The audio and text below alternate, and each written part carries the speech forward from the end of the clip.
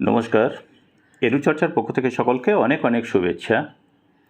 এই মুহূর্তে আমি আপনাদের একটি গুরুত্বপূর্ণ নোটিফিকেশন দেখাবো, যা পশ্চিমবঙ্গ রাজ্য শিশু শিক্ষা মিশনের পক্ষ থেকে পাঠানো হয়েছে সমস্ত জেলাতে।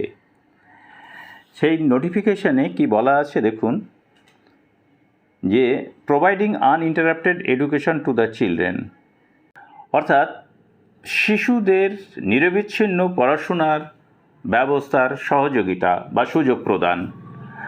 তো এই চিঠিটি আমি সম্পূর্ণ পড়ছি না আপনাদের কাছে, আমি বাংলা মানে করে দিচ্ছি।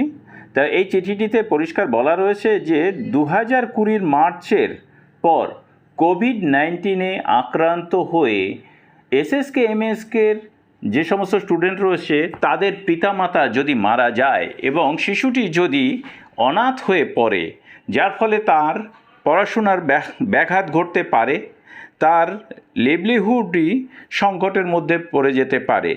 সেই কারণে সেই সমস্ত শিশুর নামের তালিকা তৈরি করতে বলা হয়েছে যত তাড়াতাড়ি সম্ভব।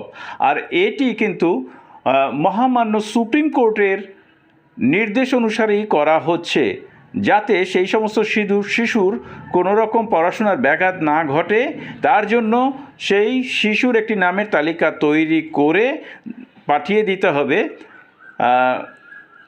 আপনাদের ব্লক থেকে জেলায়, জেলাতে স্কুল থেকে ব্লকে, ব্লক থেকে জেলায়, এবং সেখান থেকে কিন্তু সংশ্লিষ্ট এসআই বা ডিআইকেও এই বিষয়ে অবগত করাতে হবে, যাতে করে এই শিশুরা কোনো রকম সমস্যায় না পড়ে। তো এই নোটিফিকেশনের পরিপ্রেক্ষিতে এখন দেখাবো যে উত্তর 24 পরগনা জেলার ডিস্ট্রিক্ট নোডাল অফিসারের Sskmsk সেল থেকে একটি নোটিফিকেশন জারি করা হয়েছে তাদের জেলার সমস্ত ব্লকের উদ্দেশ্যে। সেখানে বলা রয়েছে, request to submit the list of learners of Ssk's and MSK's who lost a parent after March 2020 due to Covid.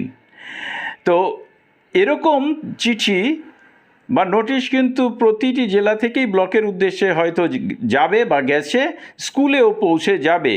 তো যত দ্রুত সম্ভব এই নামের তালিকা তৈরি করে আপনাদের কিন্তু পাঠিয়ে দিতে হবে, যাতে সেই সমস্ত এফেক্টেড শিশুরা যেন কোনোভাবেই পড়াশোনা থেকে দূরে না চলে যায়, জীবন ধারণ থেকে তারা দূরে না চলে যায়। তারা অনাথ, সেই অনাথ শিশুদের স্কুল শিক্ষা দপ্তরের পক্ষ থেকেই হোক বা রাজ্য সরকারের পক্ষ থেকেই হোক দায়িত্ব নেওয়া হবে। আর এই লিস্ট কিন্তু চলে যাবে কমিশনার অফ স্কুল এডুকেশনের দপ্তরে। তো এই ছিল নোটিফিকেশন। সকলকে ধন্যবাদ জানিয়ে শেষ করছি। ভালো থাকবেন, সুস্থ থাকবেন।